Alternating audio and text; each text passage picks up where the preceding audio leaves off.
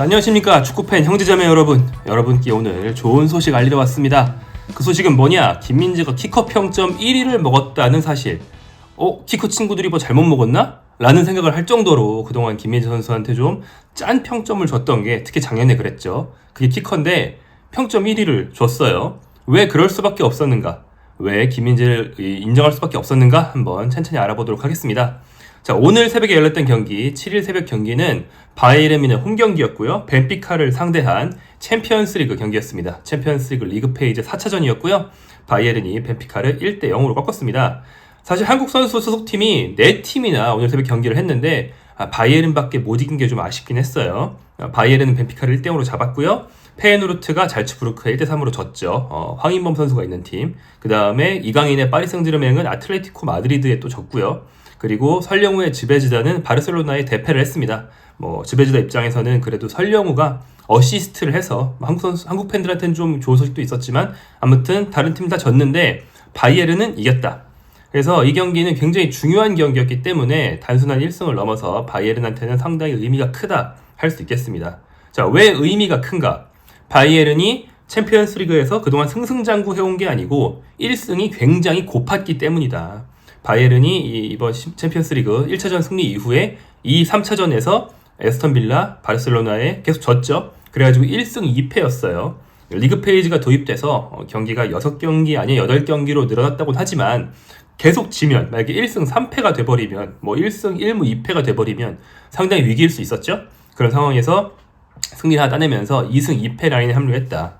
2승 2패는 이제 17위입니다. 17위부터 23위까지가 2승 2패인데 이 정도면 16강 직행권은 아니지만 플레이오프 진출권이거든요.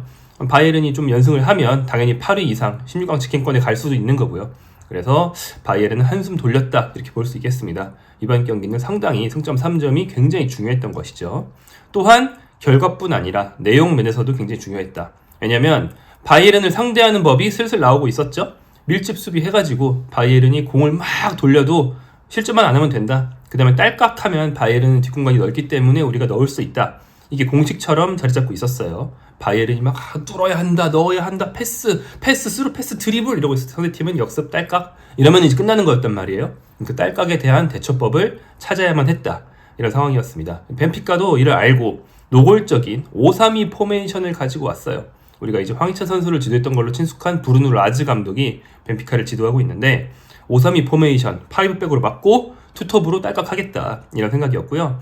그래서 상대 팀에는 아크티르 코울루 선수, 터키 선수인 이 선수가 앞선 3경기 3골을 넣었기 때문에 이 선수를 중심으로 역습을 할 것으로 예상이 됐고 김민재와 우파메카노를 중심으로 바이에른 이를 막아야만 했습니다. 자, 김민재는 어떤 활약을 했는가? 특히 역습 상황에서의 활약을 좀 볼 필요가 있는데요. 상대가 역습을 시도할 때 잘 저지를 해냈습니다. 본 사람에 따라 다를 텐데 좀 이따 얘기할 현지에서 취재한 키커는 3번 역습 기회를 저지했다라고 얘기를 했고요. 일단 후스코어드 같은 통계 매체에서도 최소한 1번 정도는 저지했다고 얘기를 하고 있어요. 제가 그 수많은 김민재의 굉장히 좋은 수비가 10개도 넘게 있었는데 그 중에 뭐를 결정적인 걸로 이제 꼽아야 될지 카테고리가 좀 애매하긴 하지만 일단 후반 22분 상황이 기억이 나고요. 벤피카 역상에서 공격수를 따라가서 깔끔하게 딱 저지를 해내면서 아예 슛도 못 날리게 만든 그런 상황이 있었고 이런 게 경기 내내 나왔습니다. 그리고 이제 수비 배후 공간으로 길게 때려넣는 패스를 김민재가 정말 많이 끊어내면서 이제 아예 편안했어요. 패스가 확 날라와가지고 상대 공격수가 잡고 막 드리블하고 위협적이고 이게 아니고 그냥 편안하게 김민재가 딱 끊어내는 식으로 굉장히 안정감을 줬습니다. 그리고 김민재 앞에서는 주앙 팔리네가 잘 끊고 옆에 우퍼메카노도 김민재와 보조를 잘 맞추고 만약에 센터백 라인 뒤로 공이 빠졌다. 그럴 때 한두 번 있었는데 그럴 때는 마누엘 노이어가 특기를 살려서 튀어나와 저지를 해냈습니다. 역시 노이어는 골문 앞에서 이제 선방만 하고 있을 때는 좀 늙기도 해가지고 확률이 높지 않고 튀어나와서 수비해야 진가가 나온다는 걸 이번 경기도 보여줬습니다. 그 결과 김민재를 중심으로 완벽한 수비가 작동한 결과 슛 횟수에서 24회 대 1회로 압도적인 기록을 남겼고요. 그동안 바이에른이 슛을 한 서너 개만 허용해도 한 골씩 먹어서 문제라 했다면 그렇다면 대책은 뭐다? 슛을 아예 서너 개조차 허용하지 않으면 된다. 그래서 이번 경기는 슛을 딱 1개 허용했습니다. 그리고 이제 리그와 각종 대회를 통틀어서 클린시트를 4경기째인가 이어가고 있어요. 바이에른 수비가 안정화되고 있는 모습을 볼 수 있었습니다. 자, 김민재의 스탯쇼입니다. 김민재 환상의 스탯쇼 패스 기록부터 보죠. 개인 점유율이 약 9%로 경기 2위였습니다. 볼터치 125회로 경기 3위, 정확한 패스가 113회로 경기 2위. 그런데 패스 성공률이 100%였습니다. 패스를 113회 돌리면서 100%라는 거는 뭐 그냥 미친 거죠. 놀라운 기록입니다. 김민재 선수가 패스 성공률 100% 찍은 거 기억이 또 나요. 언제였었냐면 지난 시즌 초반이죠. 10월에 마인츠와 코리안 더비를 했을 때입니다. 그때는 패스 102회로 성공률 100%를 찍었죠. 참고로 당시 클린스만 감독이 직관을 했던 뭐 출장이라기보다는 그건 그냥 직관이라고 봐야겠죠. 뭐 그런 기억이 있습니다. 아무튼 그때에 비해서 패스를 더 많이 하면서도 100%를 유지했습니다. 놀랍고요. 그냥 뭐 옆으로만 깨작깨작 돌리면서 옆에 있는 선수랑 주고받고 하면 아무 의미도 없이 성공률 막 올라가거든요. 그런 게 아니고 김민재는 늘 그러는 것처럼 전진 패스나 이제 앞으로 좀 내주거나 측면으로 벌려주는 패스도 꽤 시도하면서 100%를 찍었다. 더 놀랍다고 할 수 있겠습니다. 수비 측면에서도 기록이 놀라웠는데요. 태클, 이건 이제 스탠딩 태클을 포함하는 겁니다. 직접 공을 빼앗은 횟수인데 6회, 그리고 6회 시도에서 6번 다 성공했습니다. 이러니까 김민재가 이날 벽이었다라고 할 수 있는 거죠. 상대로 벤피카의 수비수 토마스 아라우주 선수도 8번 시도에서 8번 다 성공하는 그런 기록을 남겼어요. 양팀 수비수의 용호상박 대결이 있었기 때문에 양팀 통틀어서 한 골밖에 안 났다, 이렇게 볼 수 있는 거죠.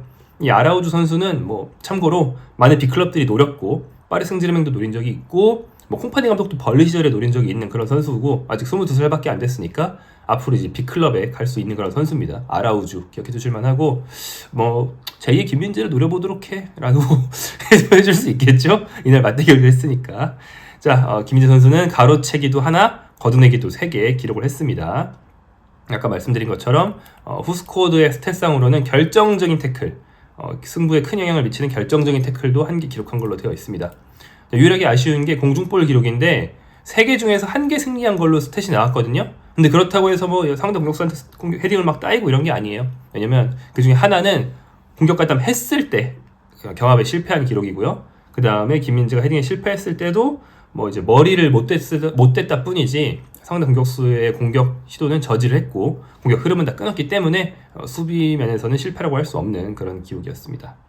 그래서 이 기록을 집계한 후스코어드가 김민재를 평점 7.9로 경기 최우수 선수라고 선정을 했습니다. 골과 도움을 각각 기록한 케인과 무시알라가 7.7이었어요. 김민재가 더 높았다. 그 다음에 풋먹, 또 다른 통계 사이트 풋먹은 김민재에게 8.4점을 줬습니다. 대체로 여기가 후스코어드보다 좀 후한 편이죠. 역시 MOM입니다. 8.4로. 케인 역시 8.4인데 김민재가 아마 뭐 0.0 몇 단위에서도 높았나봐요. 김민재가 MOM으로 뽑혔습니다. 이렇게 AI만, 그러니까 뭐 세부 기록 기준으로 산출한 것만 김민재가 MOM이었느냐? 아닙니다. 경기 직후에 나온 키커의 MOM도 김민재였다. 키커가 김민재를 MOM을 준다. 이건 뭐 이제 인정할 수밖에 없다는 거 아닐까요? 물론 이번 시즌 들어오면서 예전에 굉장히 짜게 줬던 키커가 갈수록 괜찮게 주고 빌트가 끝까지 짜게 주는 경향은 있었는데 그래도 다 감안하더라도 MOM, 골을 넣은 선수가 엄연히 있는데 0대0도 아닌데 MOM, 뭐 상당히 의미 있는 기록이라고 생각이 됩니다. 자, 키커가 뭐라고 했는지 보죠. 독일어는 제가 읽지 못하고요. 번역을 해봤는데 이런 뜻입니다. 수비에서 김민재는 항상 경계심을 유지하면서 벤피카의 반격을 3차례나 막아냈다. 이 한국 선수는 바이에른이 공을 가졌을 때도 좋은 패스로 활용했다. 이렇게 평가를 했습니다. 결국 키커가 제가 늘 말씀드리죠. 키커 기자를 만났을 때 제가 물어봤었다고. 키커의 평점 기준, 수비수 평점 기준은 실수를 했느냐 안 했느냐입니다. 굉장히 단순해요. 그런데 이날 김민재는 실수를 아예 하지 않았다. 김민재 뒤로 김민재가 실수해서 빠졌는데 동료가 막아줬다? 설거지를 해줬다? 이런 것조차 없었습니다. 김민재가 깔끔하게 다 막았기 때문에 이런 날에는 MOM을 받을 만한 그런 경기였다고 볼 수 있겠습니다. 이런 식이면 키커는 원래 김민재뿐 아니고 독일이 다 그래요. 센터백 평점이 대체로 짜거든요. 그래서 잘하면 전반기 끝났을 때 랑리스트에서 상당히 높은 순위를 기대해 볼 수도 있겠습니다. 왜냐하면 키커 랑리스트는 그 분데스리가 내 활약만 보는 게 아니고 대표팀이나 뭐 챔피언스리그까지 다 보거든요. 챔피언스리그에서 김민재가 계속 잘 해준다면 랑리스트에서 굉장히 높은 순위 기대할 수 있을 것 같습니다. 참고로 김민재에게 MOM을 준 키커의 평점은 2점입니다. 2점은 이제 A라고 말씀드렸죠. 바이에른 팀 내에서는 김민재 혼자만 A였고요. 그 다음에 무시알라, 팔리냐, 우파메카노 등이 2.5를 받았습니다. 제가 말씀드린 것처럼 김민재와 함께 수비를 잘해준 선수들 팔리냐와 우프메카노도 이날 상당히 좋았어요. 그리고 무시할라는 득점을 했기 때문에 헤딩으로 넣었습니다. 당연히 2.5를 받을만 했죠. 경기 끝나고 콩파니 감독이 또 재밌는 얘기를 하나 했는데 계속 클린시트를 하고 있고 이런 상황에 대해서 그런 말을 했어요. 우리가 한국 투어부터 준비한 대로 되고 있는 것이다. 그러니까 프리시즌의 본격적인 친선 경기를 토트넘이랑 딱 2경기밖에 못했거든요. 한국에서 한 번, 런던에서 한 번. 근데 이제 그때부터 차근차근 준비해 온 것이 이제 성과로 나오고 있다라면서 앞으로 더욱더 안정화된 방향을 볼 수 있을 것이다 라고 얘기를 했습니다. 그렇게만 된다면 콤파니 감독의 말처럼 팀이 안정이 된다면 김민재도 이제 억가를 받지 않겠죠? 고군분투하고 실점해서 평점이 깎이는 것보다 고군분투해서 무실점으로 평점이 좋은 게 당연히 기분 좋은 거 아니겠습니까? 김민재 선수 스스로도 본인은 무실점을 정말 중시한다 라고 얘기를 한 바 있고요. 앞으로 더 기분 좋은, 스트레스 받지 않는, 또 평점으로 널리 인정받는 그런 김민재 경기가 이어졌으면 좋겠다는 바람을 남기면서 이번 경기 리뷰 마무리해 보겠습니다.